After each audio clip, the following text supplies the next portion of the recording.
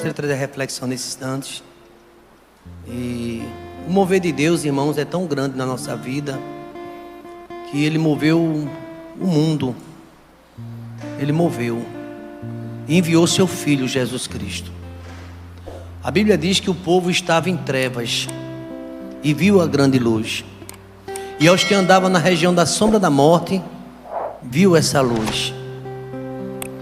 Lá em Mateus capítulo 1, versículo número 21, diz que o seu nome será chamado Jesus Cristo, porque Ele salvaria o seu povo dos seus pecados.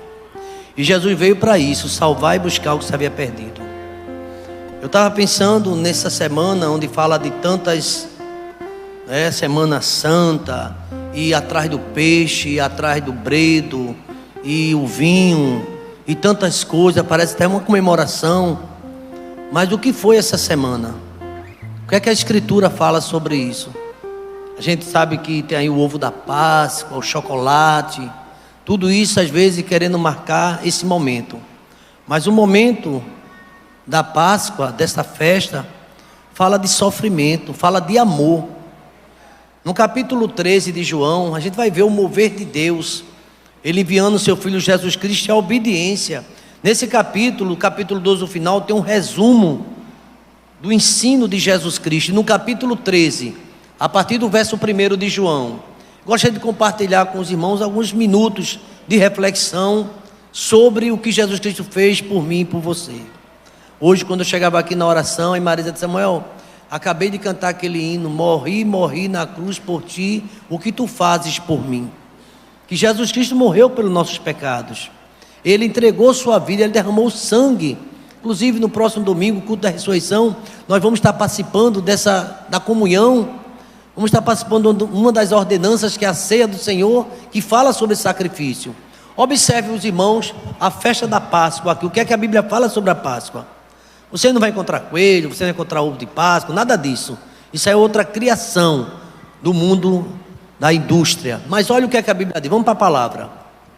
Ora, antes da festa da Páscoa, sabendo Jesus que era chegada a sua hora de passar deste mundo para o Pai, isso é uma maneira suave de dizer: vou morrer, de morrer. Tendo amado os seus que estavam no mundo, amou-os até o fim. Jesus nos ama até o fim. Ele já começou uma obra na sua vida e na minha, e Ele ama a gente até o fim. Eu sei em quem tenho crido, Paulo disse, estou certo que Ele é poderoso para guardar o meu depósito, a minha vida, até o dia final. Deus não faz nada pela metade, irmãos. Paulo chega a dizer também lá naquela igreja de Filipenses: eu tenho certeza que aquele que começou a boa obra, Ele vai até o final. E aqui nesse momento, capítulo 13, Ele começa a ensinar os discípulos uma questão que está faltando muito na gente, a questão da humildade. Ele sempre quis ensinar isso aos seus seguidores. Jesus Cristo chegou a dizer: aprendei de mim, que eu sou manso e humilde de coração, e encontrareis descanso para vossas almas, porque o meu jugo é suave e o meu fardo é leve. São os ensinamentos de Cristo. Vamos adiante, versículo 2. Durante a ceia, Ele estava com seus discípulos, tendo já o diabo posto no coração de Judas Iscariotes, filho de Simão, que traísse a Jesus. Sabendo este que o Pai tudo confiara às suas mãos, e que Ele viera de Deus e que voltava para Deus. A igreja pode me ajudar? Vamos lá? Levantou-se da ceia,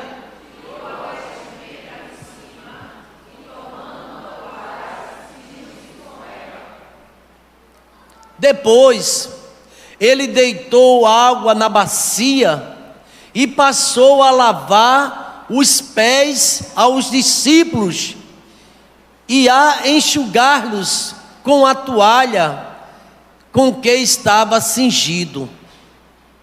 A igreja pode ler? Aproximou-se, pois, de Simão Pedro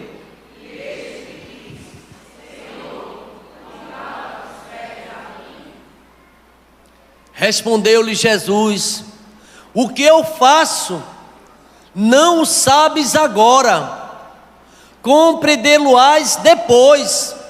Verso 8, vamos lá, igreja.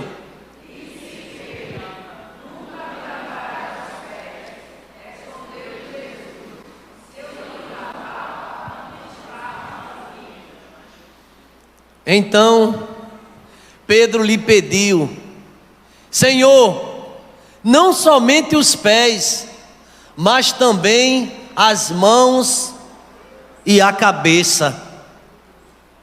A igreja?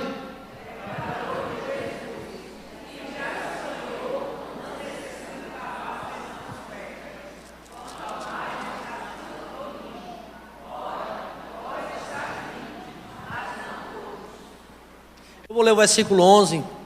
Pois ele sabia quem era o traidor. Jesus sabia ou não? Ele sabia quem era o traidor. Foi por isso que disse: nem todos está limpo. Será que Jesus sabe, conhece os que estão limpos? Conhece. Ele chega a dizer na bem-aventurança: bem-aventurados os limpos de coração, porque estes verão a quem? A Deus. Pelo fato daquele discípulo estar ali naquela mesa, participando daquele momento, não estava limpo seu coração. Havia no coração daquele homem a maldade. No capítulo 14 de Marcos, fala com clareza: enquanto aquela mulher estava dedicando tudo a Cristo, lançando aquele nardo puro, aquele perfume, ele estava tramando com os soldados como prender Jesus e matá-lo. E Jesus sabia. Mas aqui, irmão, nesse capítulo vem uma lição de humildade. Eu queria continuar no versículo 12 com a igreja, para a gente meditar um pouco. Depois de lhe ter lavado os pés de todos os discípulos, tomou as vestes e, voltando-se à mesa, perguntou-lhes: compreendeis o que eu vos fiz? Porque, irmãos, tudo que Deus faz tem um sentido, e Ele quer que a gente entenda. Será que hoje nós compreendemos a humildade de Cristo, o que Ele fez com aqueles discípulos? Mas olhe a explicação. A igreja pode ler o verso número 13?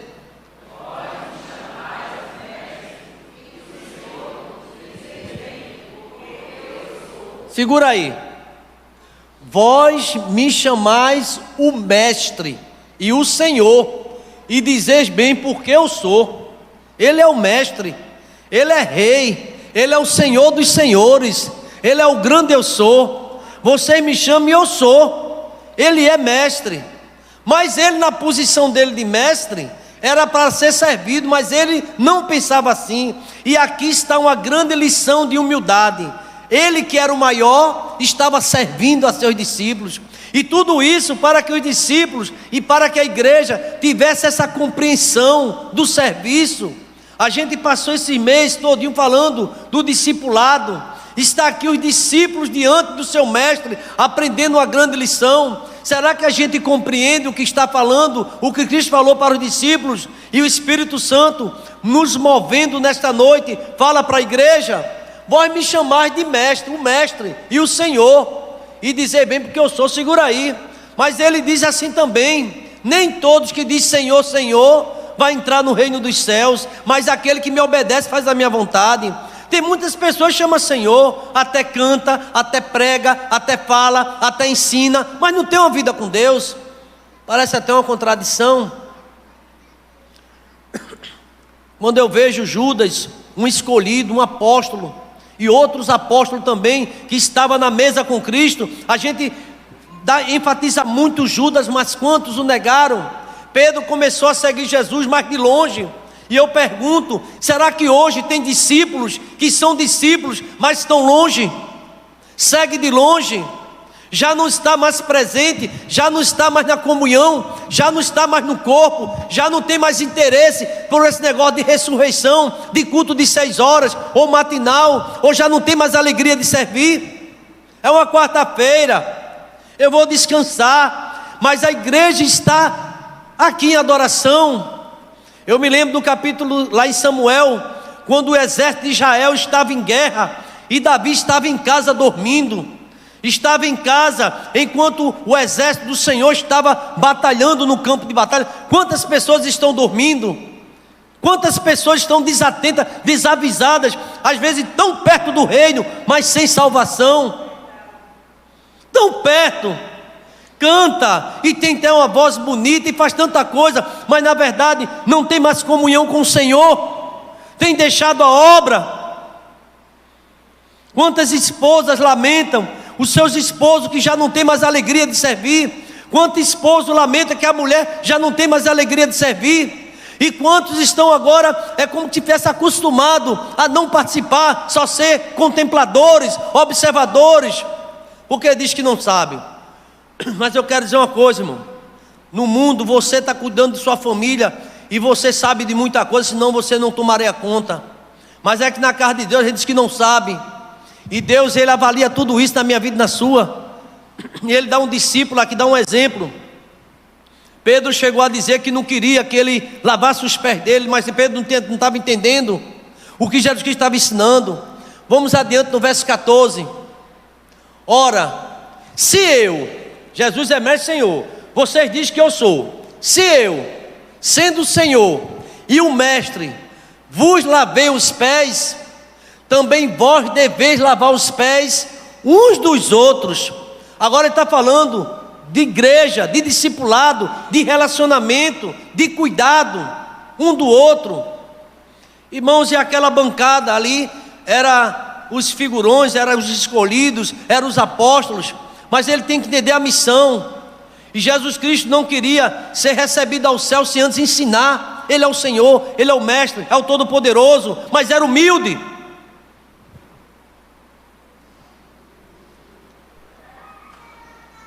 Porque eu vos dei o exemplo, para que, como eu fiz, façais vós também. Jesus deu exemplo em tudo para nós, irmãos. Não teve um pastor, e eu concordo com isso, semelhante a Jesus, um bom pastor que deu a vida pelas ovelhas, mas teve muitas ovelhas que o abandonou, que o deixou. Às vezes nem sempre o problema é o pastor, um pastor tão zeloso. Jesus, pastor amado, ajudando o tempo todo, dando a sua vida, ensinando, mas houve quem o abandonasse, quem duvidasse, não acreditou, quando ele marcou o encontro lá na Galileia, depois da ressurreição, cheio de dúvidas. Tem pessoas que andam na dúvida direto, nunca está de bom humor, só é de mau humor, só é censurando, só é olhando defeitos, só é vendo as coisas erradas, não consegue ver nada certo. E se for olhar direitinho, veja como é a vida desse irmão ou dessa irmã, às vezes improdutivo, às vezes não faz, mas fala de quem faz. Observe isso. Para que tanta oração? Para que tanta oração? Leia a Bíblia, a importância da oração. Para que sair à tarde no campo, atrás de almas perdidas? Estava aqui agora no banco e a irmã Amparo chegou para mim com 4 nomes. Diz: pastor, essas pessoas entregaram a vida a Cristo, estão aqui no nosso meio. São 4, me parece que é da família. Família, não é isso? São famílias, estão aqui entre nós, tomando essa decisão, irmão. Observe que não é uma pregação aqui de evangelismo, mas o Espírito Santo de Deus está movendo a igreja e está salvando vidas, no próprio culto acontecendo. Vocês podem ficar de pé para a igreja conhecer? Essas 4 vidas se entregaram a Cristo aqui, ó. Essas 4 vidas, irmãos, é Jesus fazendo a obra na vida da sua igreja. Você pensa que vai ser salvação no final? Jesus salva no meio, Jesus salva no começo, Jesus é quem salva. Estão 4 vidas aqui para a honra e glória do nome do Senhor. Pode sentar. E sabe qual é a missão da gente? Cuidar. Vieram para a igreja, estudam a palavra, mas estavam afastados, e a gente quer voltar. Sabe o que é isso, irmão? É o mover de Deus na vida da igreja. Você não percebe o mover de Deus salvando vidas, fazendo milagres? Agora tem muitas pessoas com ouvidos que estão incircuncisos, já não entendem, tem uma vida às vezes de desobediência. E ele disse assim, ó: do jeito que eu fiz, faça também, seja mais humilde. Irmãos, tem uma carência tão grande, muitas igrejas não vão falar em conversão. Eu conversava certa vez com um rapaz: pastor, a igreja está em festa, o que foi que houve? Está um alarido lá, se converteu uma pessoa, pastor, e faz anos que não se converte ninguém, e está todo mundo lá em festa. E você vê aqui, parece que a IBT está acostumada, numa culto de quarta-feira, 4 vidas se entregam a Cristo no meio do culto, irmãos. Isso é o Senhor que está fazendo no nosso meio. Vamos adiante essa lição de humildade. Vamos lá, todo mundo pode ler comigo, vamos lá? Em verdade...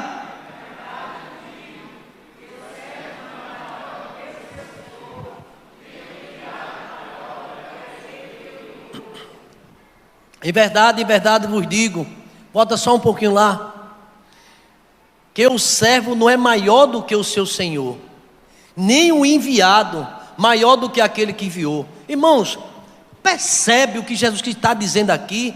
Nós somos discípulos, nós somos aprendizes, nós somos alunos. Você está de lado de uma aluna, de um aluno, e de Cristo nós estamos aprendendo, irmãos.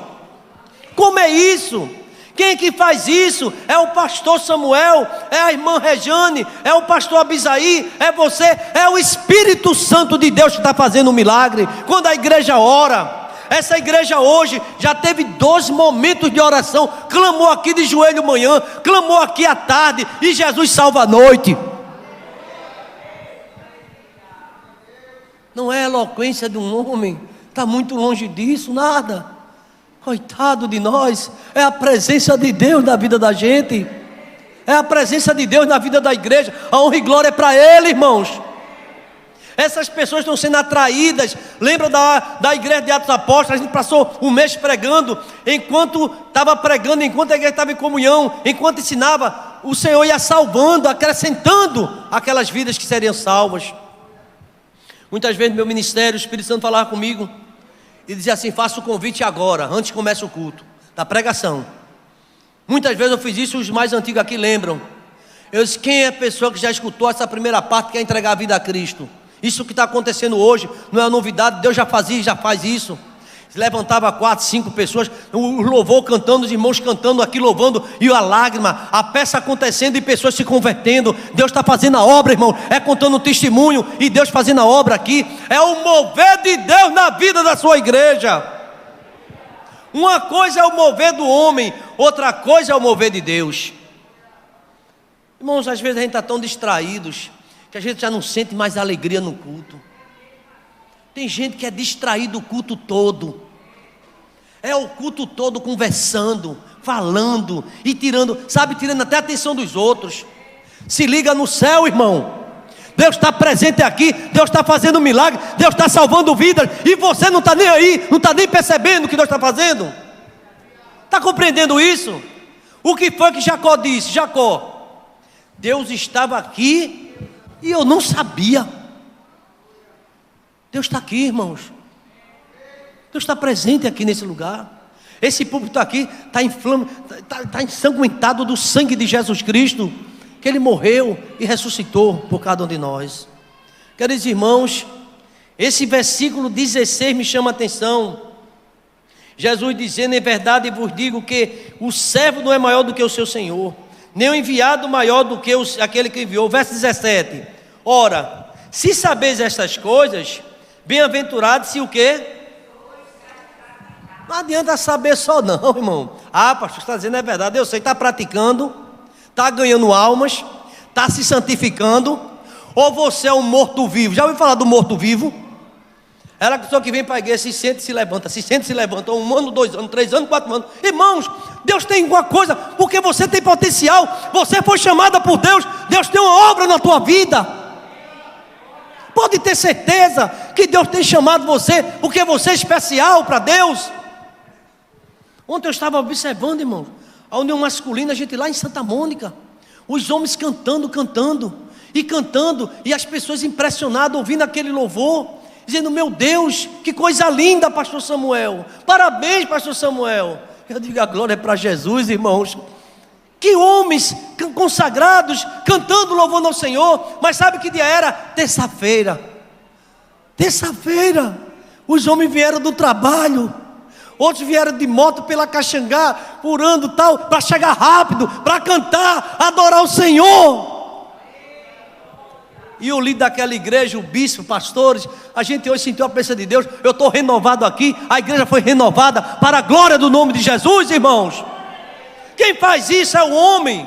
Agora deixa eu dizer uma coisa a você, preste atenção, me ajuda aí, você que está do lado do irmão. Diz: Deus quer te usar mais. Diz assim para teu irmão, diz aí: Deus quer te usar, irmão. Deus quer usar você.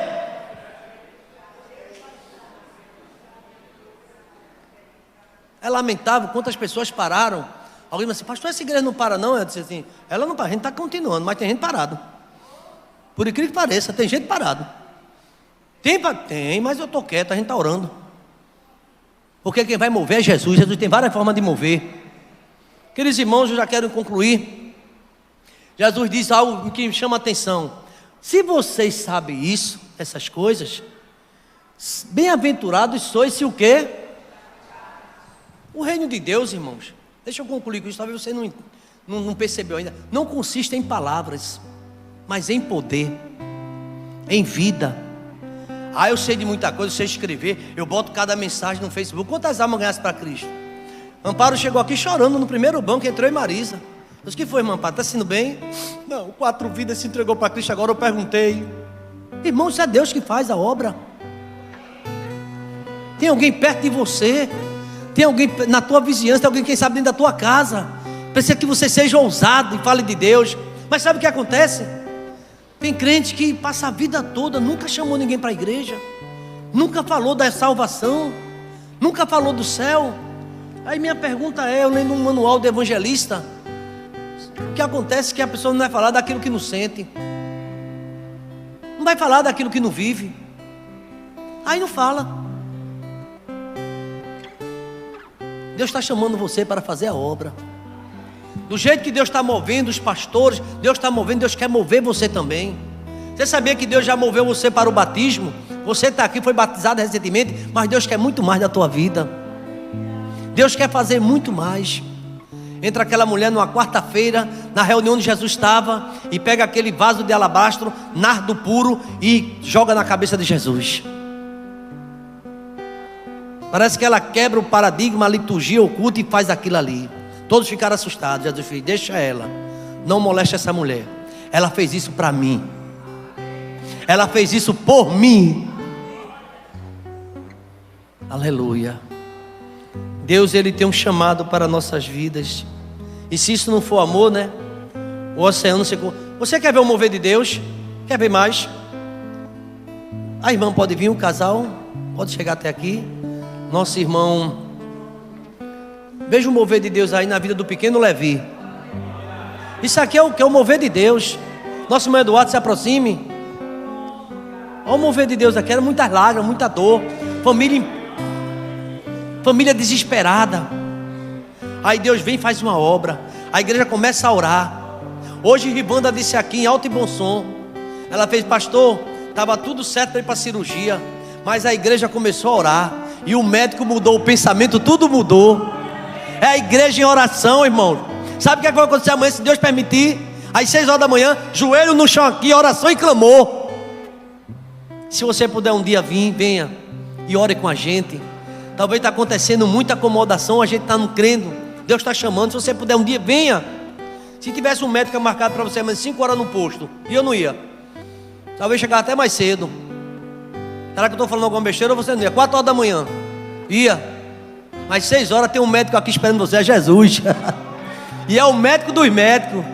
Não, posso ficar. Venha para cá. A família está aqui, vamos lá. É o mover de Deus. Oh, glória. Graças a paz, meu irmão. É só alegria na nossa vida aqui. Nós viemos agradecer a oração da igreja. Isso aqui é um milagre na nossa vida. Pelo caso dele, né, de 5.000 crianças, nasce uma, no caso dele que ele tem, foi a doença de Hirschman, megacolo congênito. Ele não conseguia colocar o cocô para fora, porque o intestino não conseguia expulsar, e foi feita a cirurgia de abaixamento. Foi quase 6 horas de cirurgia, e graças a Deus, Deus operou um milagre, né?